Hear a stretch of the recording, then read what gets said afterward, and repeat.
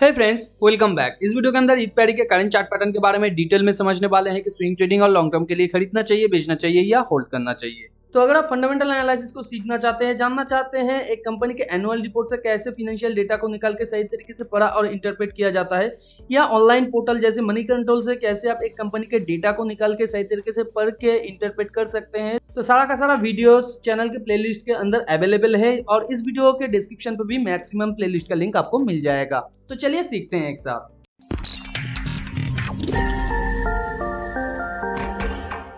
जैसे कि आप स्क्रीन पे देख पा रहे हैं, ईथ पैडी का ये वनडे का चार्ट है। वनडे के चार्ट में ये एक स्पाइक एंड चैनल के थ्रू नीचे आने की कोशिश किया था, जहां पे ये था इसका फर्स्ट स्पाइक और यहाँ पे इसने पिछले टाइम का जो चैनल है इस स्पाइक के दौरान तोड़ दिया था। फिर ये एक चैनल के थ्रू नीचे आने की कोशिश कर रहा था, जहां पे एक चैनल के अंदर मिनिमम 3 स्पाइक तो होता ही है, तो 1 स्पाइक, 2 स्पाइक, 3 स्पाइक के साथ ये नीचे आने की कोशिश किया है। उसके बाद भी ये फर्दर और स्पाइक क्रिएट कर सकता है, मगर मिनिमम 3 स्पाइक होता है। फिर यहाँ पे इसने डबल बॉटम क्रिएट किया है एक, और उसके साथ साथ यहाँ पे मल्टीपल बॉटम भी ये क्रिएट किया है, मगर फर्स्ट बॉटम के आसपास इसका प्राइस जाने के बाद फिर से रिवर्स करने की कोशिश किया है। तो इसे हम लोग एक बुल फ्लैग का पैटर्न भी कह सकते हैं, क्योंकि यहाँ से एक स्पाइक हुआ है, उसके बाद यहाँ पे प्राइस फ्लोट कर रहा है। तो एक बुल फ्लैग जनरली ऊपर की तरफ ब्रेकआउट करता है, मगर और एक यहाँ पे चीज है, यहाँ से इसने एक स्पाइक एंड चैनल का फॉर्मेशन किया था। तो चैनल जहां से स्टार्ट हुआ है उसके स्टार्टिंग पॉइंट तक कंपनी का शेयर प्राइस बाद में जाने की कोशिश कर सकता है, यानी टॉप तक भी ये जा सकता है या इस बॉटम के लाइन को भी ये टच कर सकता है,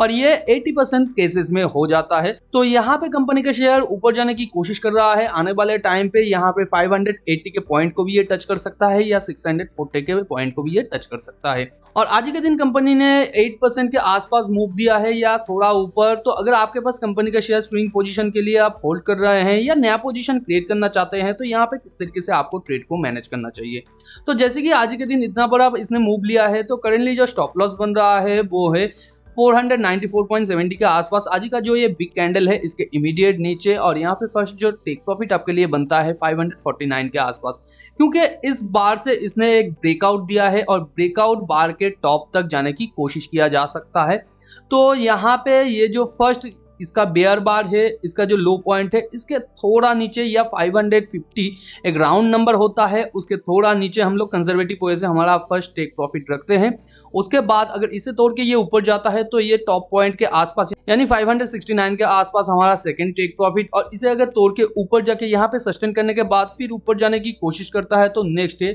640 तक भी ये जा सकता है। 640 जैसे कि मैंने कहा है, ये जो चैनल का टॉप पॉइंट है इसके आसपास, इसे अगर तोड़ के ऊपर जाता है नेक्स्ट 680 तक भी ये जा सकता है, मगर वो थोड़ा बड़ा टारगेट हो जाएगा, उसके बारे में थोड़ा बात करेंगे। तो कंपनी के अंदर अगर आपका स्विंग पोजीशन है, तो यहाँ पे सिंपली आपको फर्स्ट टेक प्रॉफिट के लिए वेट करना है 549 के आसपास। तो यहाँ तक जाने के बाद आपको यहाँ पे 60 to 70% तक टेक प्रॉफिट ले लेना है, क्योंकि आपका जो प्रॉफिट है उसे प्रोटेक्ट करना है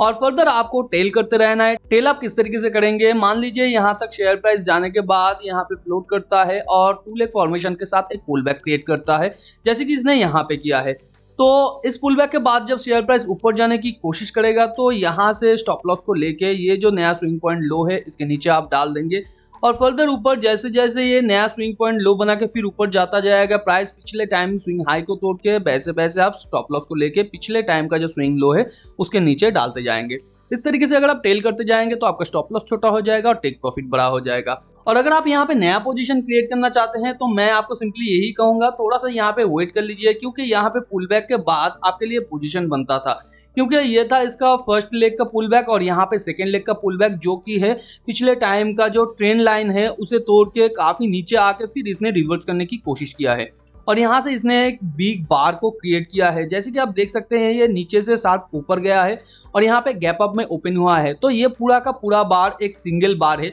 और इतना बड़ा बार पिछले टाइम इसने कभी भी क्रिएट नहीं किया है। पिछले टाइम के अगर बार को आप देखें तो इतना बड़ा बार क्रिएट नहीं हुआ था, तो ये एक एग्जॉशन बार भी हो सकता है। तो अगर ये एक एग्जॉशन बार होता है, तो नेक्स्ट डे या आने वाले 2-3 दिनों के अंदर ऊपर बिग टेल क्रिएट करने के साथ साथ ये नीचे आने की कोशिश करेगा, तो उस केस में आपको यहाँ पे एक रिवर्सल का पैटर्न मिल जाएगा। तो यहाँ से भी अगर आपके पास स्विंग पोजीशन है तो आपको निकल जाना चाहिए, मगर यहाँ पे नया पोजीशन क्रिएट नहीं होगा। नया पोजीशन क्रिएट कब होगा, जब ये फिर से टू लेग फॉर्मेशन के साथ नीचे आएगा, जिस चैनल के साथ ये नीचे आया है उसे तोड़ के हाई मोमेंटम के साथ वो ऊपर जाके क्लोज करेगा, फिर थोड़ा सा पुल बैक करने के साथ साथ ऊपर जाने की कोशिश करेगा, तब यहाँ पे बनेगा हाई प्रोबेबिलिटी वाला आपका स्विंग ट्रेड। और आपके लिए जो फर्स्ट टेक प्रॉफिट वहां पे हो सकता है ये 549 और 569 के आसपास सेकंड। और आपके लिए फर्स्ट जो स्टॉप लॉस होना चाहिए ये जो स्विंग पॉइंट लो है इसके नीचे, अगर प्राइस ये पिछले टाइम का जो स्विंग हाई पॉइंट है इसे तोड़ के ऊपर जाता है तो। और अगर आप इस केस में यहाँ पे स्विंग पोजीशन लेते हैं तो आपके लिए फर्स्ट स्टॉप लॉस होना चाहिए ये जो स्विंग पॉइंट लो है या पुल बैक का लो पॉइंट है इसके आसपास, और आपका जो टेक प्रॉफिट होना चाहिए ये 2 पॉइंट तक होना चाहिए। और जहाँ पे 1 पॉइंट के आसपास अगर आके ये कंसोलिडेट करता है या यहाँ पे आके ये रिवर्स करने की कोशिश भी करता है तो आपको 70 to 80% टेक प्रॉफिट ले लेना है, बाकी का आपको टेल करते रहना है जिस तरीके से मैंने पहले भी कहा है। मगर करंट सिचुएशन में यहाँ पे आपके लिए कोई भी स्विंग ट्रेड नहीं है। अगर आप कंपनी के अंदर लॉन्ग टाइम के लिए इन्वेस्ट करना चाहते हैं तो कंपनी के financial, fundamental, management analysis, future prospect analysis और उसके साथ कंपनी का खुद का जो सेक्टरल परफॉर्मेंस है उसका भी एनालिसिस आपको करना चाहिए। अगर सब कुछ अलाइन होता है तो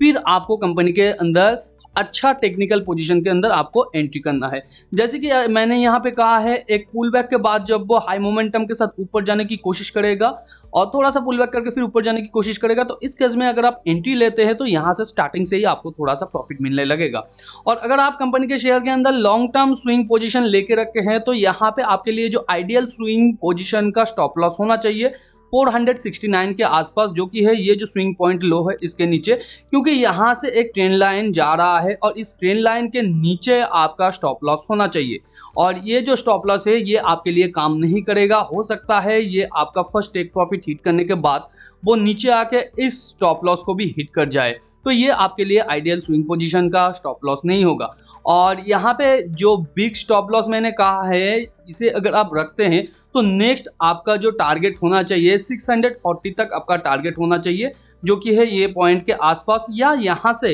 इस पॉइंट के आसपास से, यानी 600 के नीचे से अगर ये रिवर्स करने की कोशिश करता है तो यहाँ तक भी आप टारगेट रख सकते हैं या यहाँ पे भी आप एग्जिट कर सकते हैं। मगर करंट सिचुएशन में लॉन्ग टर्म के लिए भी आपको थोड़ा सा वेट कर जाना चाहिए। और अगर आप फिर भी यहाँ पे पोजीशन लेना चाहते हैं तो थोड़ा सा छोटा पोजीशन लीजिए, क्योंकि ये जिस चैनल से अभी मूव कर रहा है उसके टॉप के आसपास है, तो उम्मीद है यहाँ से ये थोड़ा सा रिवर्स करने की कोशिश तो करेगा ही। और अगर वो रिवर्स करने के बाद फिर ऊपर जाने की कोशिश करता है तो तब आप अच्छा खासा आपका पोजीशन बढ़ा सकते हैं। मगर अभी अगर आप पोजीशन लेते हो तो वो छोटा होना चाहिए। अगर आप कंपनी के फाइनेंशियल एनालिसिस को नहीं जानते हैं कैसे किया जाता है या फाइनेंशियल टर्म आपको समझ में नहीं आता है तो step by step detail analysis के साथ सिखाया गया है। नीचे डिस्क्रिप्शन पे प्लेलिस्ट का लिंक दिया हुआ है जहां पे आप जाके सीख सकते हैं। टेलीग्राम चैनल को भी ज्वाइन कर लीजिए, क्योंकि अचानक कोई अपॉर्चुनिटी इमर्ज होता है तो वही पे पहले अपडेट किया जाता है, क्योंकि वीडियो बनाना बहुत ज्यादा टाइम कंज्यूमिंग हो जाता है। टेलीग्राम चैनल का लिंक नीचे डिस्क्रिप्शन पे दिया हुआ है, आप जाके ज्वाइन करके रख सकते हैं। मिलते हैं अगले वीडियो पर, तब तक के लिए अपना बहुत ज्यादा ध्यान रखिए। Thanks for watching and happy investing.